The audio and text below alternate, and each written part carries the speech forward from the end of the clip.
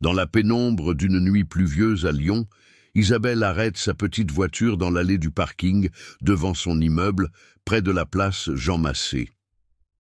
Elle sort doucement, les épaules lourdes de fatigue après un service difficile, aux urgences de l'hôpital Édouard Herriot. Il est presque 23 heures. La pluie tombe en rideaux serrés et chaque goutte semble ajouter du poids à ses pas. Elle ferme la portière d'un geste machinal sans réfléchir.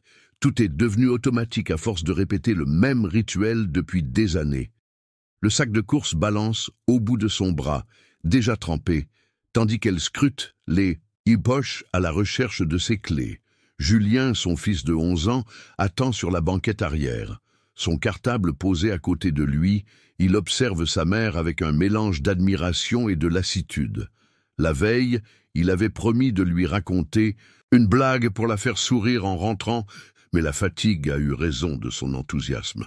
Il joue à faire défiler les applications sur son téléphone, jetant de temps en temps un coup d'œil par la fenêtre embuée, fasciné par les reflets de la lumière jaune des vieux lampadaires sur la chaussée détrempée. Tout est étrangement au calme autour d'eux. Les rares passants pressent le pas sous leur parapluie, chacun absorbé par sa propre routine, ignorant la petite voiture stationnée dans ce coin discret. Ce silence inhabituel, entrecoupé seulement par le bruit de la pluie, donne le sentiment que le temps tourne au ralenti, comme si la rue entière retenait son souffle. Isabelle a l'habitude de jongler avec ces petits moments où l'espoir de rentrer à la maison se mêle à une sorte d'alerte constante. Elle rêve du plat réchauffé qui l'attend, des rires de Julien une fois à l'abri, mais une sensation étrange persiste dans l'air. Elle a appris à reconnaître quand une nuit ne sera pas comme les autres, quand il faut rassembler un peu plus de courage et de patience. Julien le sent aussi, sans oser le dire. Il s'accroche à la routine maternelle, certain qu'à travers chaque geste, elle repousse les soucis du monde. Entre la fatigue, le brouhaha de la ville assourdie, par la pluie et le refuge de leur habitacle, tous les deux sentent que quelque chose approche. Rien ne bouge vraiment, mais dans cette attente silencieuse, mère et fils devinent que cette nuit va leur demander plus qu'ils ne l'avaient imaginé. Isabelle jette un rapide regard vers Julien, avant de sortir du véhicule. Elle lui fait signe de la main en murmurant « Je reviens d'ici 5 minutes, tu n'as qu'à rester bien au chaud. » Julien acquiesce, un léger sourire aux lèvres, bien qu'on voit dans ses yeux fatigués qu'il sait combien la journée a été longue pour sa mère. Il se contente d'un court « D'accord, maman », avant d'attraper sa bande dessinée, ayant deviné qu'Isabelle a besoin de quelques instants de répit, même si c'est juste pour marcher jusqu'à la porte de l'immeuble sous la pluie battante. Tout semble anodin dans cette scène. Il y a une douceur sincère dans chaque mot échangé, chaque geste habituel. L'habitude de s'assurer qu'on veillera toujours l'un sur l'autre, malgré la lassitude ou le mauvais temps. Isabelle, même épuisée, ne quitte jamais son rôle de protectrice, s'assurant toujours que le petit monde à deux qu'ils partagent reste solide et rassurant. D'un pas pressé, elle longe les voitures garées, se félicitant intérieurement que le parking soit presque vide à cette heure tardive. Mais derrière cette quiétude apparente, quelque chose change soudain. À peine Isabelle tourne-t-elle la tête vers la sortie que des phares s'allument à l'autre bout du parking. Un véhicule sombre s'avance lentement, presque sans bruit, et prend place à quelques mètres de la voiture d'Isabelle. Julien, d'abord absorbé par ses dessins, lève la tête, intrigué. Ce n'est pas un simple véhicule. Sur la porte, le discret logo bleu-blanc-rouge de la police nationale saute aux yeux d'Isabelle. 2 agents, visiblement concentrés, descendent du véhicule et échangent quelques mots, avant de passer leur regard scrutateur sur tout ce qui bouge autour d'eux. Leur attitude montre qu'ils ne sont pas là par hasard ou pour une vérification de routine. Isabelle se fige une seconde, se demandant si elle a fait quelque chose d'inhabituel, ou si quelqu'un d'autre dans le quartier demanderait leur attention à ce moment précis. Julien, lui, ressent confusément une tension qu'il ne comprend pas tout à fait, mais il fait confiance au visage rassurant de sa mère. Isabelle inspire profondément, essayant de balayer son inquiétude, puis reprend sa marche d'un pas assuré. Mais l'arrivée imprévue des policiers vient bouleverser la banalité de ce soir de pluie, comme si ce simple arrêt devant chez eux allait soudain prendre une tournure dont ils n'avaient aucune idée. Les deux agents de la police nationale, Thomas et Victor, avancent d'un pas calculé, comme s'ils voulaient que chaque pas résonne. Clairement dans le parking presque vide. Ils gardent leurs mains derrière le dos, l'allure droite, l'air de ceux qui pensent que rien ne saurait les surprendre. Chacun de leurs regards, précis et froids, va et vient de la voiture d'Isabelle à la plaque d'immatriculation, puis de nouveau à elle. À ce moment-là, il n'y a plus rien de banal dans la scène. C'est comme si l'humidité de la nuit, la lumière crue du réverbère et les flaques d'eau devenaient les témoins discrets d'un interrogatoire qui ne disait pas son nom. Isabelle s'arrête, le sac de course pesant des deux mains, et tente de leur adresser un sourire poli. À peine a-t-elle le temps de les saluer que Thomas, le plus âgé, commence à l'interroger sur la raison de sa présence ici.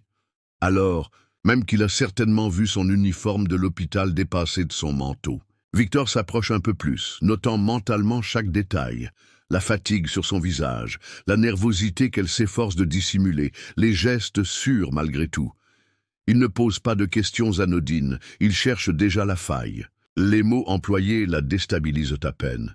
Des phrases courtes, sèches, qui s'accumulent, pleines de sous-entendus du genre « C'est bien votre véhicule, madame ? Pouvez-vous prouver la propriété ? Vous rentrez vraiment. Du travail à cette heure-ci ?» Le tout avec cet air détaché et tranquille qu'ils revêtent lorsqu'ils sentent qu'ils détiennent l'autorité du moment, sachant que leur manière de se tenir peut suffire à installer le malaise. Isabelle respire littéralement à travers son masque d'endurance. Elle sort doucement ses papiers, en commençant par sa carte professionnelle, puis la carte grise et son permis de conduire. Sa voix reste calme, même si, à l'intérieur, le cœur lui tape à la poitrine. « Oui, c'est ma voiture, et voici mes papiers », dit-elle tranquillement, sans permettre à sa main de trembler. Elle croise brièvement le regard de Julien, resté dans la voiture, et lui adresse un minuscule signe pour lui faire comprendre que tout va bien. Mais derrière cette apparente assurance, Isabelle sent que la scène dépasse la simple vérification. C'est comme un test, un moment où sa dignité et son métier n'effacent ni le doute ni l'épuisement qu'elle combat chaque jour. Ce qui aurait pu ressembler à un simple contrôle de routine glisse lentement vers quelque chose de beaucoup plus tendu. Thomas recommence la même série de questions, comme s'il tenait à piéger Isabelle sur la moindre contradiction. « Vous êtes bien médecin à l'hôpital, c'est ça? Ce véhicule, vous l'avez acheté quand? Avec quoi vous payez les échéances ?» À ce moment, on sent bien dans leur façon d'insister que le fond de leur doute n'a rien à voir avec le fait qu'Isabelle sorte du travail si tard ou que le quartier soit calme. Le regard de Victor voyage entre les papiers parfaitement en règle et Isabelle elle-même, scrutant son visage à la recherche d'un aveu qui ne viendra jamais. Cette répétition insistante devient très vite pesante et, derrière les mots, et tout dans leur posture, laisse croire à Isabelle qu'il voudrait presque la voir s'énerver, la pousser à l'erreur. Julien, de son côté, observe tout cela à travers la vitre embuée. Il voit bien que même si sa mère s'efforce de garder le contrôle, la tension transparaît dans la manière dont elle serre les mâchoires ou dans la crispation de ses doigts sur les papiers. L'enfant, encore jeune mais déjà trop attentif au monde adulte, comprend qu'il ne s'agit pas simplement d'un malentendu qui va s'éteindre en quelques instants. Une gêne grandit dans sa poitrine. Autrefois, il aurait détourné les yeux plongés dans son petit jeu ou un dessin animé, mais sans vraiment comprendre. Ce soir, il sent qu'il faut suivre la scène, que quelque chose compte plus que d'habitude. Plutôt que de s'abandonner à la peur, Julien se tourne vers sa tablette posée à côté de lui et commence, avec la lenteur de quelqu'un qui ne veut pas attirer l'attention, à enregistrer ce qui se passe dehors. Il veut garder une trace. On lui a déjà expliqué à l'école que parfois, il fallait penser à se protéger autrement. Son geste est discret. Il cale la tablette contre la fenêtre pour que la caméra filme la scène dans le parking, braqué sur sa mère et les policiers. Il n'ose pas intervenir tout de suite, mais il sait qu'en cas de problème, une vidéo peut peser lourd. Dans sa tête d'enfant, il répète intérieurement ce que sa mère lui dit toujours. S'il se passe quelque chose d'injuste, il ne faut pas se taire ou détourner les yeux. Ce soir, Julien se sent responsable, comprenant à sa façon que tout n'est pas normal, même si l'apparence extérieure tente de dire le contraire. Julien, bien calé sur la banquette arrière, sent son cœur cogner si fort qu'il a peur que les policiers l'entendent. Mais même si l'angoisse lui serre la gorge, son esprit fonctionne vite. Avec ses doigts un peu tremblants, il déverrouille son téléphone et ouvre la messagerie. Il tape un court message destiné à sa marraine, Fatou, la seule adulte en qui il a une confiance absolue. Il écrit simplement « Police avec maman au parking, ça ne va pas. Peux-tu venir ou appeler ?» Sans attendre. De réponse, il envoie l'emplacement du parking à côté de leur immeuble. Fatou, éducatrice très investie dans le quartier et toujours prête à soutenir sa famille, a déjà fait comprendre à Julien qu'en cas de souci, il ne devait jamais hésiter à demander de l'aide. Julien reprend alors sa tablette pour filmer discrètement la scène. Malgré la peur, il fait attention à bien cadrer les agents et sa mère, enregistrant aussi les conversations, même si certains mots lui échappent. Il a l'impression, à cet instant, de participer à quelque chose de très grave, même s'il n'en comprend pas toutes les conséquences. N'empêche, il continue persuadé que ses gestes peuvent vraiment compter. À l'extérieur, Isabelle fait tout pour garder une allure calme. Elle ne baisse pas les yeux, même si la fatigue et l'humiliation montent doucement. Elle ne se justifie plus vraiment. Elle répète, toujours sur le même ton posé, qu'elle rentre du travail, que les papiers sont à jour, que son fils l'attend dans la voiture. Elle ne laisse rien transparaître de sa peur ni de sa colère. Mais dans l'attitude des policiers, tout montre qu'ils ne comptent pas la croire, quel que soit son discours. Ce ne sont pas des explications qu'ils attendent. Ils veulent une faille, un moment de panique, quelque chose qui justifierait leur contrôle à rallonge. Plus les minutes passent, plus Isabelle sent le piège se refermer. Elle voit que, pour ces hommes en uniforme, elle n'est plus qu'une présumée coupable, à cause de sa couleur de peau et de la fatigue qui se lit sur son visage. Elle représente le parfait prétexte pour appliquer leurs préjugés et leur autorité. Pourtant, elle refuse de se laisser faire. Sans crier, sans pleurer, elle s'accroche à sa dignité avec la force tranquille de celles qui en ont vu d'autres. À mesure que les minutes s'étirent, Thomas et Victor échangent un regard avant de se diriger sans prévenir vers la voiture, où Julien attend toujours.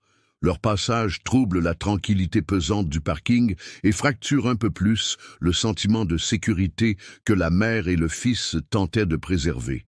Isabelle avance d'un pas vif pour intercepter leur chemin, tendant la main, la voix ferme. « Mon fils est fatigué, il a besoin de rentrer, il n'est qu'un enfant, s'il vous plaît, laissez-le tranquille. » Mais les agents ignorent sa demande. Ils s'approchent du véhicule, s'inclinent pour parler à travers la vitre, et leurs mots prennent une tournure bien plus inquiétante. Thomas lance d'un ton sec « C'est bien votre fils, madame. Il ne semble pas très en forme, il a l'air pâle. Vous êtes sûr qu'il va bien, qu'il est vraiment votre enfant ?» Les insinuations sont directes, comme des coups portés exprès pour faire mal là où ça blesse. Victor, lui, insiste, lourdement. « Vous rentrez vraiment du travail avec un enfant dans cet état? Vous croyez que c'est raisonnable? Vous savez que parfois certaines personnes se disent parents, mais on vérifie toujours. » Ces paroles, sous couvert de protection, sont pleines de soupçons déplacés. Julien, entendant ces remarques, sent une douleur lui serrer le ventre. Il comprend très bien que quelque chose cloche et que leur sécurité n'est plus garantie. Il inspire plusieurs fois comme on le lui a appris, tentant de calmer la douleur qui commence à monter dans sa poitrine. Pourtant, il continue de filmer, même si sa main tremble. Isabelle, elle, se place entre les agents et la portière. D'un ton toujours posé, mais où pointe une émotion qui l'a trahi, elle répond « Mon fils souffre d'asthme. Il a eu une longue journée, il va bien, je suis médecin, je sais m'en occuper. » Elle essaie tant bien que mal de garder sa dignité. Mais le simple fait de devoir justifier ainsi sa maternité lui brûle la gorge. Elle refuse de laisser ces hommes entrer dans l'intimité de sa famille. Pourtant, seule dans ce parking désert, elle sent le poids de l'isolement et du danger qui grandit. Le silence se fait, un silence lourd, comme si la pluie même s'était arrêtée pour épier ce qui se joue ici, dans ce coin oublié de la ville, où la justice ne ressemble plus du tout à ce qu'on enseigne aux enfants. Victor, sans jamais croiser le regard d'Isabelle, laisse tomber ses papiers sur l'asphalte détrempé, un geste sec qui résonne comme une gifle silencieuse. Les documents glissent dans une flaque mêlée de terre et d'essence, les coins aussitôt gorgés d'eau. Thomas, bras croisés, observe la scène sans broncher, les traits fermés et le regard dur, presque satisfait. Isabelle, droite malgré tout, serre brièvement les paupières, puis se penche et ramasse un à un ses papiers abîmés, la blouse maintenant salie par les éclaboussures du sol. Elle se redresse lentement, replacer ses affaires dans son sac avec ce calme forcé qu'on acquiert à force de vivre ce genre d'épreuve. Pendant qu'elle rassemble ce qui reste de dignité, elle entend de nouvelles remarques. Cette fois, la voix de Thomas est plus tranchante. On rentre vraiment à cette heure-ci, avec un enfant si fatigué. Vous trouvez ça responsable, madame? On nous apprend à prendre soin des enfants. Et c'est là que vous l'emmenez? Les mots, sournois, sont surtout là pour tester ses nerfs, semer le doute sur sa capacité de mère, comme si la couleur de sa peau invaliderait d'un seul coup son droit à l'amour, à la fatigue, à l'erreur. Isabelle sent la brûlure dans sa gorge et le sang qui pulse dans ses tempes. Mais devant son fils qui la regarde derrière la vitre, elle s'accroche à son calme. Elle répond, les yeux dans ceux de Thomas, « Mon fils est ma priorité. Je l'élève seul. Je rentre. Du travail après une garde de 12 heures à l'hôpital de la Pitié. Nous sommes fatigués, mais nous rentrons chez nous, comme tout le monde a le droit de le faire. » Sa voix reste ferme, même si un léger tremblement la trahit sur la fin. Julien, témoin invisible mais attentif, se sent partagé entre la honte et la colère. Il continue d'enregistrer chaque mot, chaque regard, comprenant maintenant que la réalité n'est pas toujours juste. La tension dans le parking devient presque tangible. Pour Isabelle, la violence du moment n'est pas seulement dans les mots ou les gestes, mais bien dans ce mélange de honte imposée et de fierté qu'elle refuse de perdre devant ceux qui voudraient la voir faiblir. Sans dire un mot de plus, elle s'appuie sur sa force intérieure, consciente qu'elle doit tenir pour deux. La tension, déjà insupportable, vire soudain à l'agression quand Isabelle, à bout de ressources, glisse la main dans sa poche à la recherche de son téléphone. Elle espère alerter Fatou ou appeler le 117, convaincue qu'il ne reste plus d'autre option. Mais Victor, flairant son geste, s'approche brutalement et lui arrache le portable des mains. Le téléphone glisse et culbute sur le bitume, s'arrêtant loin, hors de portée. Isabelle tente de protester, un mouvement nerveux l'attirant vers son appareil. Mais Thomas la saisit aussitôt par le bras, sa poigne si ferme que la douleur la surprend. Sa voix basse tonne d'une menace voilée. « Restez tranquille, madame, ne compliquez pas la situation pour vous. » Isabelle essaie de résister, proteste que tout cela est illégal, que son fils la regarde, qu'elle n'a rien fait de mal. Mais personne ne l'écoute. Alors qu'elle se débat, Victor contourne la voiture pour surveiller tout mouvement, le regard froid, prêt à agir si Julien ou un passant venait s'approcher. Dans la voiture, le petit garçon voit la scène, et ses peurs éclatent en cris muets. Il aimerait, lui aussi, courir vers Fatou ou appeler au secours, mais il est tétanisé par la terreur et la sensation d'impuissance.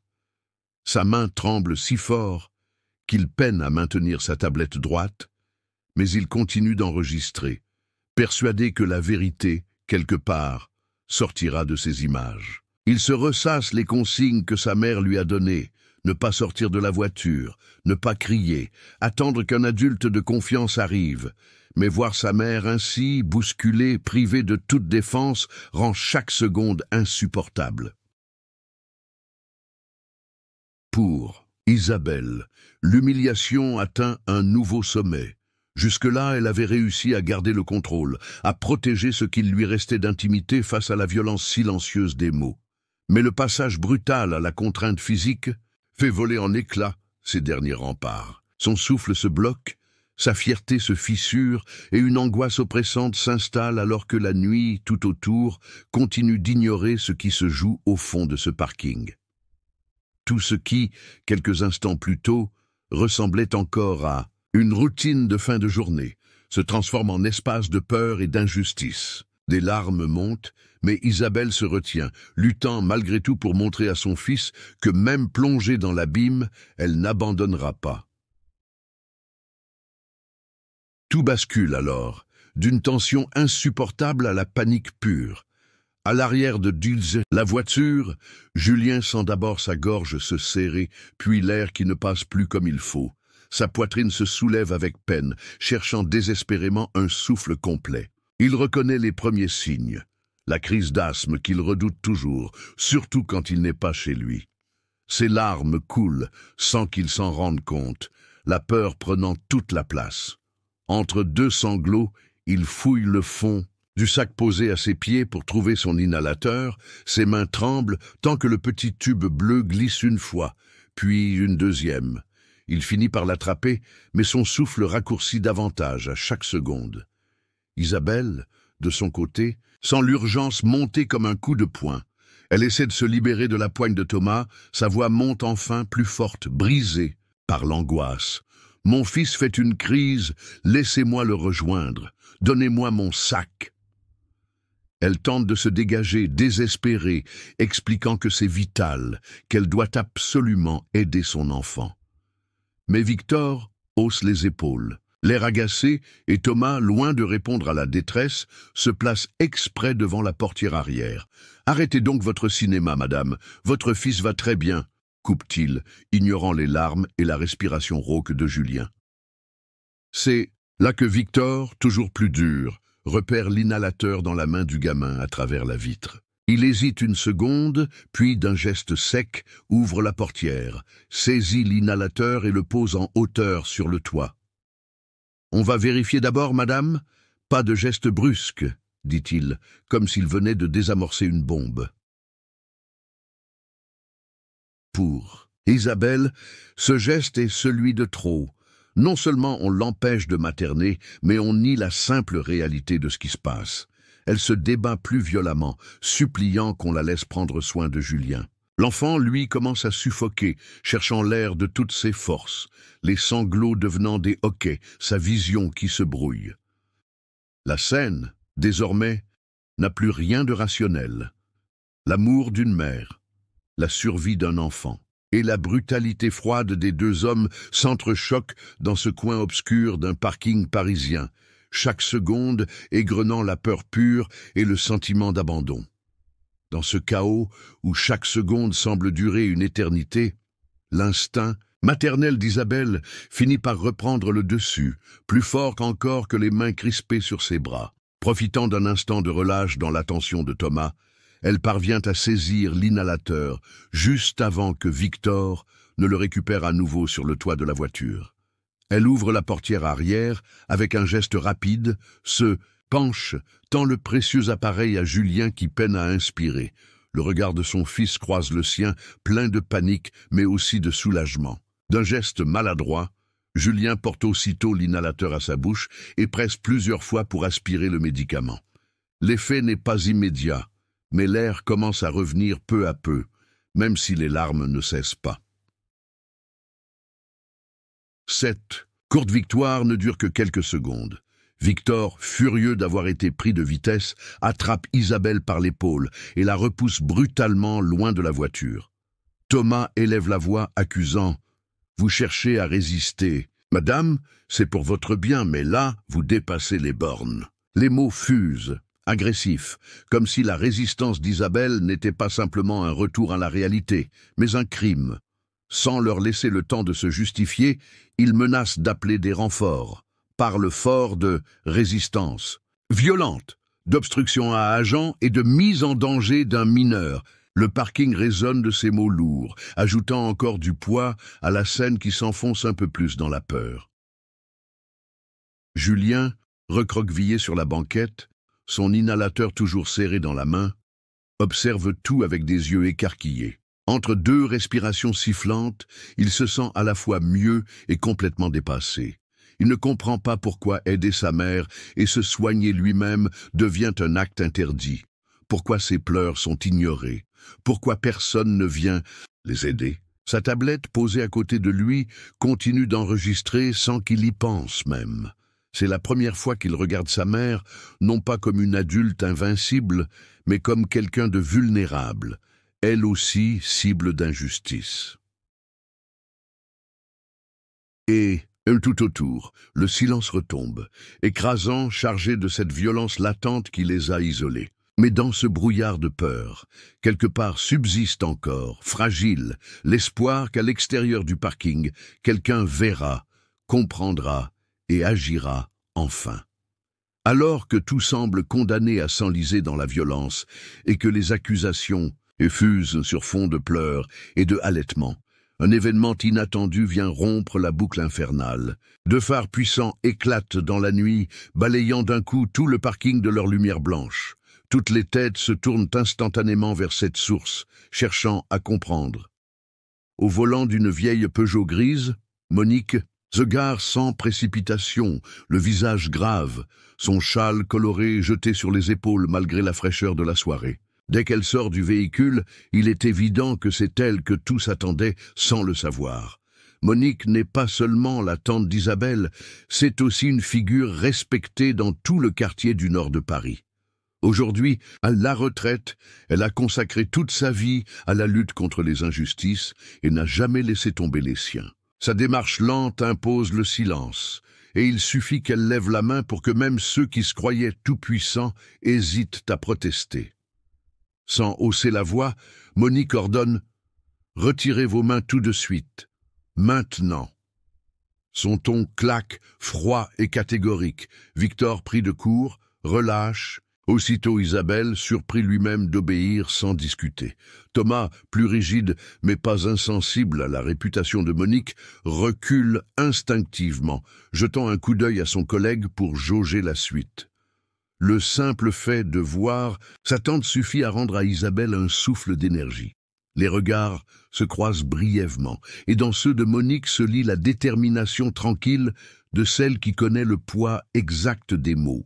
Elle s'avance jusqu'au capot, sa silhouette découpée par les phares de sa propre voiture, et demande à voir les papiers des agents. Ceux-ci, soudain moins sûrs d'eux, lui tendent à contre-cœur leurs cartes, cherchant déjà une explication à donner. Plus loin, Julien relève la tête, les yeux encore embués, prêt à croire que tout n'est pas perdu. Il sent pour la première fois depuis le début de la scène que quelque chose vient de changer. La tension ne disparaît pas, mais elle se déplace, comme si la présence de Monique avait déplacé le centre de gravité du moment. Pour la première fois de la soirée, l'espoir supplante la résignation et un vrai souffle de liberté glisse entre les voitures, chassant la peur. Monique ne hausse jamais la voix, mais elle occupe tout l'espace. Son regard ne quitte pas Victor ni Thomas, et chaque mot posé pèse plus lourd que les débats animés des dernières minutes. D'une voix calme, elle se présente. « Monique Diallo. Je suis la présidente de l'association du quartier et je travaille aussi avec la mairie depuis plus de 30 ans. Je connais la police de ce secteur, j'en connais aussi les limites. » Elle fixe Victor, puis reporte son attention sur Thomas, dont l'assurance s'effrite visiblement sous l'intensité de son regard. Les deux hommes tentent d'expliquer, chacun cherchant à justifier la violence de leur intervention. Mais Monique lève la main, implacable. « Ce que j'ai vu suffit. Aucun discours ne peut couvrir ce qui vient de se passer. Vous avez menacé une mère et mis en danger un enfant asthmatique. Tout ça alors que leur seule faute était de rentrer. Tard chez eux après le travail, comme des centaines d'autres familles, chaque soir à Paris. Sa voix, posée mais ferme, coupe net toute protestation. Autour, le silence s'étend, pesant. Isabelle, debout près de la voiture, sent ses jambes trembler, mais elle retrouve peu à peu sa contenance. Elle jette un regard vers Julien, toujours recroquevillé à l'arrière, et croise l'expression rassurante de Monique. Pour la première fois depuis le début, la peur laisse place à une sorte de soulagement, fragile mais réel. Victor et Thomas, soudain placés face à leurs responsabilités, baissent les yeux tour à tour. Ils savent que Monique peut rendre compte à des personnes bien placées et que ce genre d'histoire ne s'enterre pas simplement. Elle continue, s'adressant à Isabelle. « Vous et votre fils allez rentrer chez vous. Je vais rester ici et consigner tout ce qui s'est passé. Julien, tu as bien pensé à enregistrer le tout.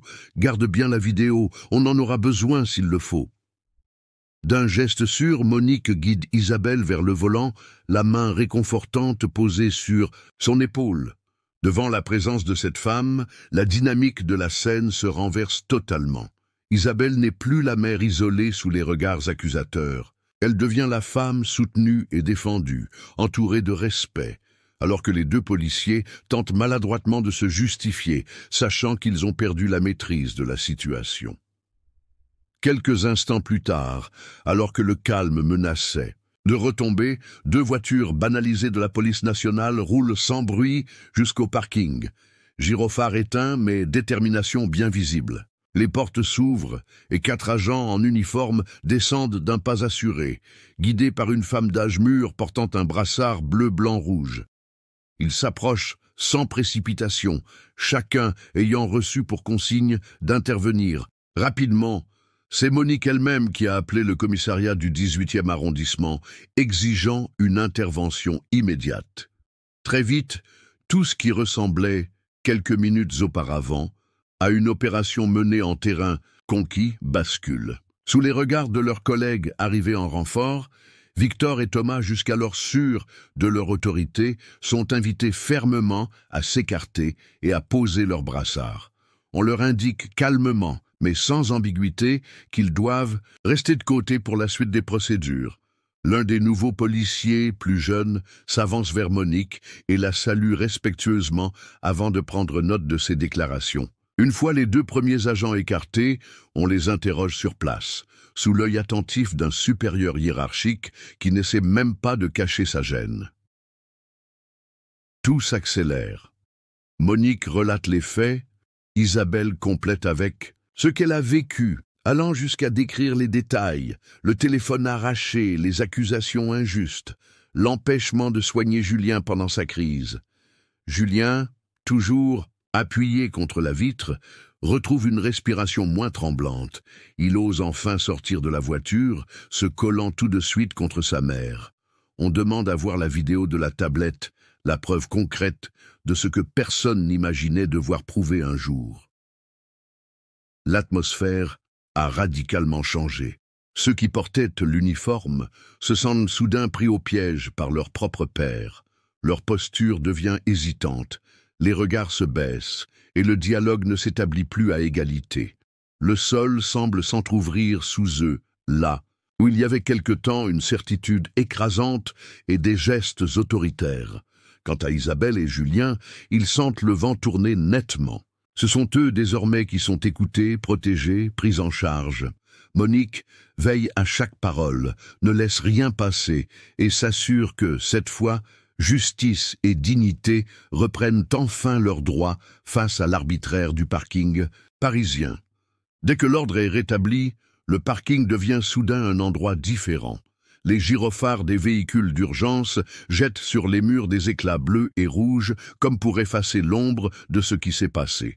2 ambulanciers arrivent en trottinant, poussant une civière, et prennent tout de suite soin de Julien et Isabelle qui n'offrent aucune résistance. Ils posent les questions calmement, vérifient si Julien peut bien respirer et si Isabelle n'a pas été blessée dans la bousculade. Les gestes sont précis, sans pression inutile.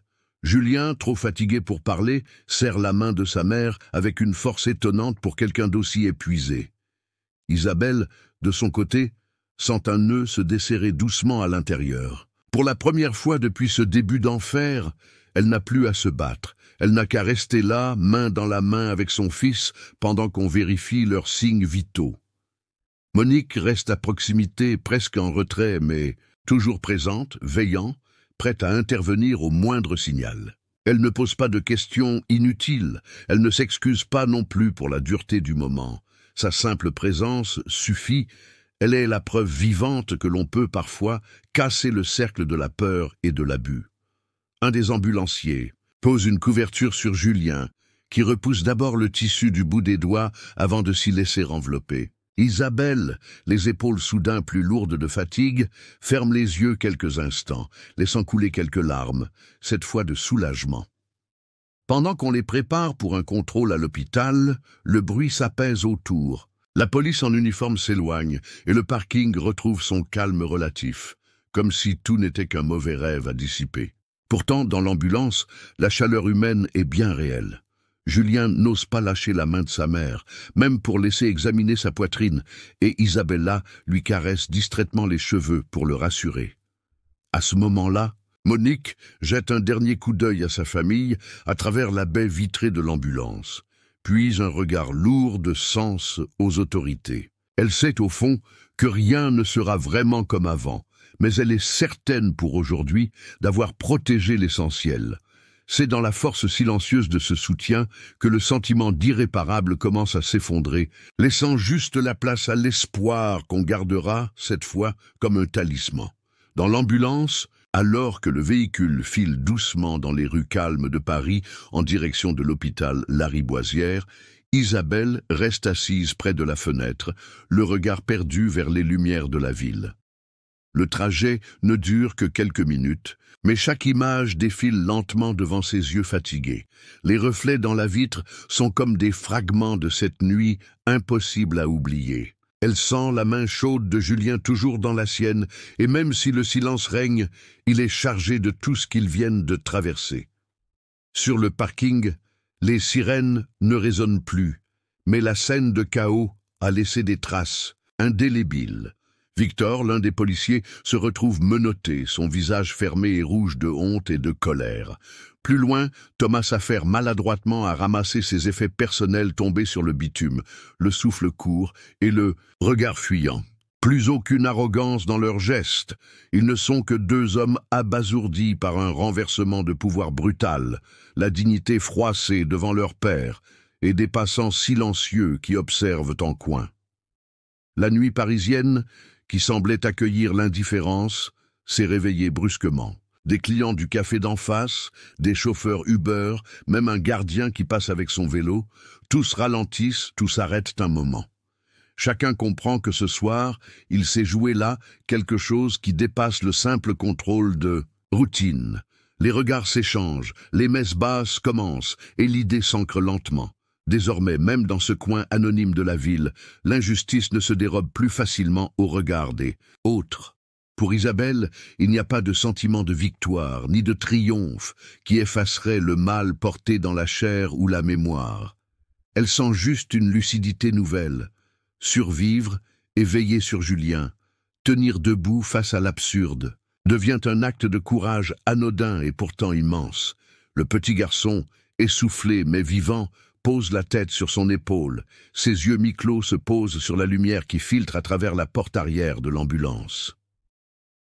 Monique, debout, dehors à regarder partir la famille, sait que rien n'est vraiment réglé, mais que ce soir au moins, quelque chose a changé. Un souffle de résistance s'est glissé entre les murs, et tous, l'espace d'une nuit, ont compris que refuser l'effacement, c'est déjà changer le monde autour de soi. Le jour se lève à Paris, sur une ville un peu plus éveillée. Au cas ordinaire, une bruine fine tombe sur les façades du centre administratif, là où, depuis l'aube, l'agitation est palpable.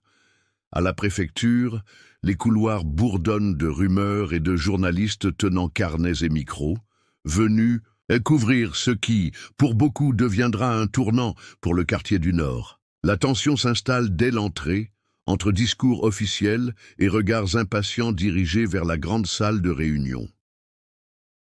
C'est dans cet environnement froid, marqué par les allées et venues de fonctionnaires en costume gris, qu'Isabelle arrive. Son épaule la fait encore souffrir, mais elle ne laisse rien paraître. Elle tient Julien par la main, et chacun de ses gestes trahit la fatigue et le courage mêlés. Julien, d'habitude un peu timide, marche droit à côté de sa mère. Il n'est plus simplement un petit garçon.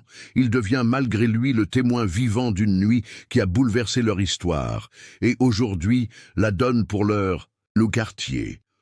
En face, Monique attend déjà, préparée à faire entendre la voix d'une véritable solidarité, forte de son expérience de terrain et de son statut de figure incontournable du quartier. Son visage, bienveillant mais décidé, inspire confiance et respect même aux responsables installés autour de la table. Le directeur de cabinet, les représentants de la police et les responsables des droits civiques ne prêtent qu'à moitié attention à la pluie qui tambourine sur les vitres. Ce matin, tout le monde attend le moment clé. La diffusion du film enregistré par Julien, témoignage incontestable sur lequel repose désormais la version officielle des faits. Isabelle, le cœur battant, se sent exposée dans cet espace où la chaleur humaine fait défaut. Mais elle pense avant tout à Julien, debout à ses côtés, moins inquiet que la veille. On lui explique simplement qu'aujourd'hui, ils ne sont pas là pour revivre la peur, mais pour faire en sorte qu'elle ne se répète pour personne d'autre. Monique prend alors la parole, s'appuyant sur son vécu et ce mélange unique de respect institutionnel et de relations personnelles qu'elle entretient avec la communauté. Elle parle de justice, de respect, d'avenir possible, lorsque chacun veille à la dignité de tous. À présent, le film s'apprête à être lancé sur grand écran. L'instant suspend l'Assemblée. Ce qui s'est joué la veille pourrait tout transformer, non seulement pour Isabelle et Julien, mais pour tous ceux, ce matin-là, qui n'acceptent plus l'injustice banale comme une fatalité. Quand les lumières de la salle s'éteignent doucement, un silence dense s'installe. La vidéo commence à défiler sur le grand écran. L'image tremble un peu. La main de Julien n'était pas tout à fait sûre au moment de filmer, mais la vérité reste brute, impossible à contourner. On entend chaque mot, chaque cri, chaque insulte.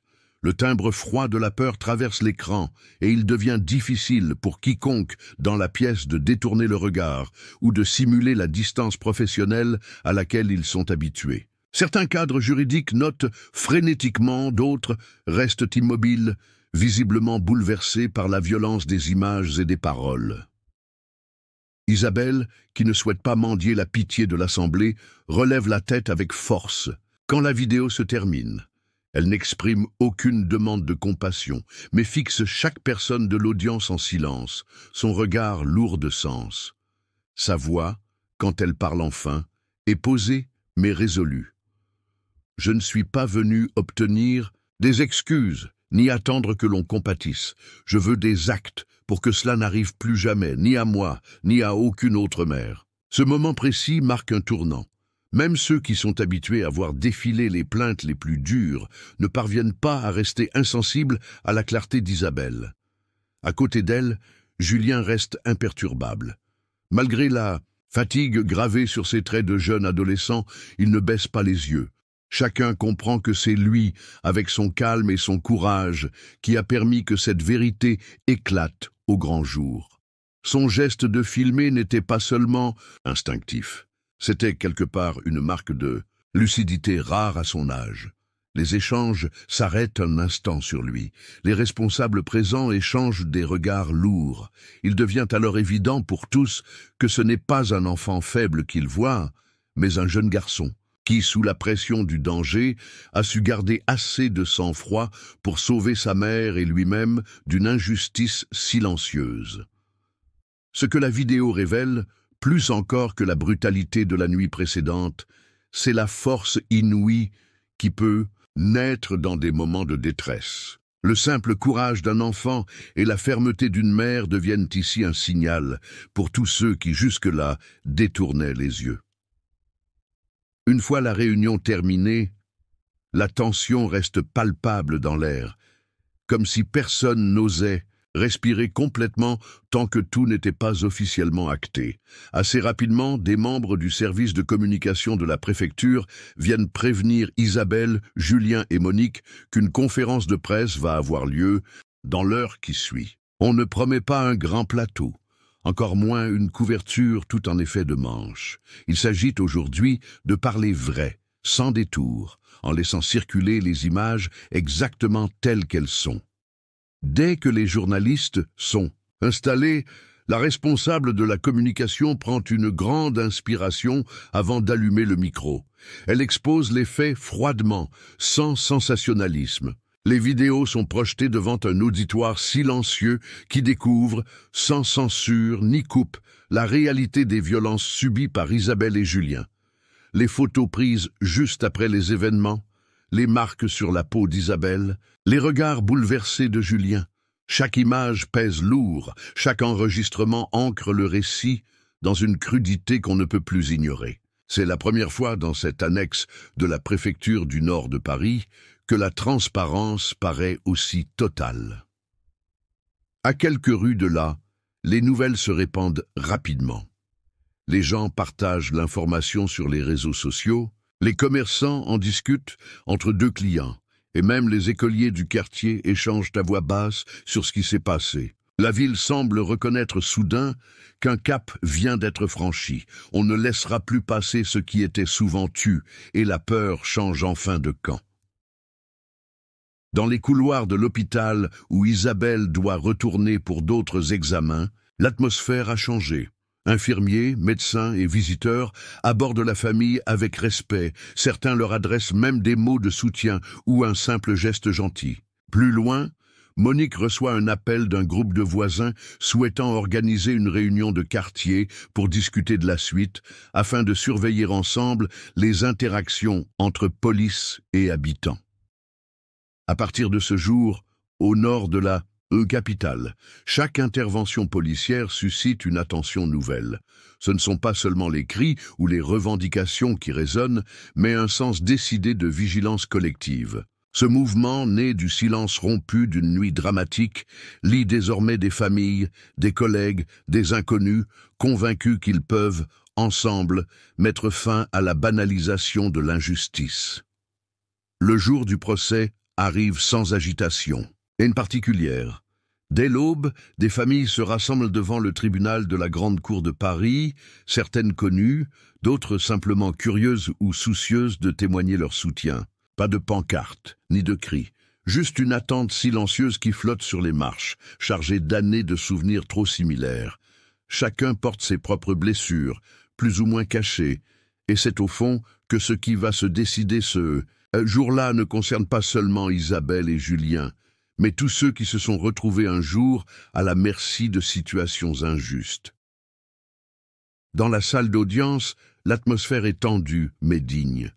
Isabelle s'avance à la barre quand on l'appelle. Son visage trahit la fatigue d'un long combat, mais elle parle d'une voix calme, comme quelqu'un qui a revécu encore et encore chaque morceau de cette nuit jusqu'à lui donner un sens clair. Elle décrit simplement les faits, sans chercher à susciter la pitié.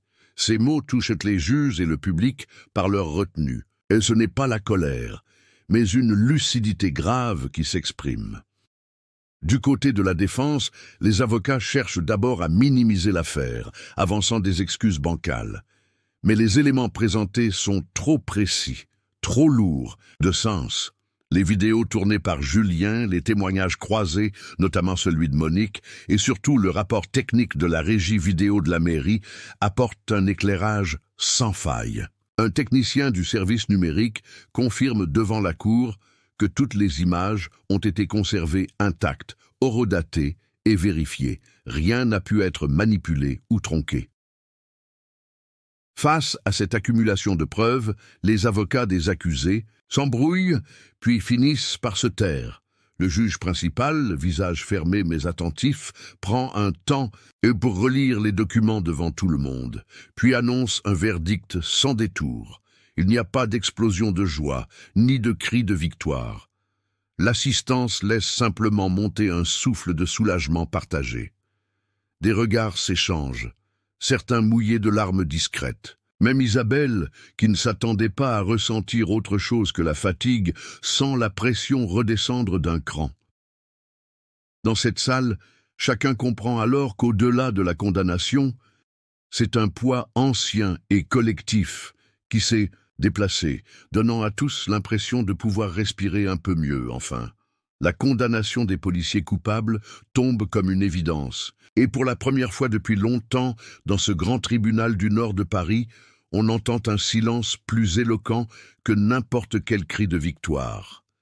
Les familles quittent la salle en rang serré, sans applaudissements, ni slogans, mais avec dans les yeux une force nouvelle, difficile à décrire.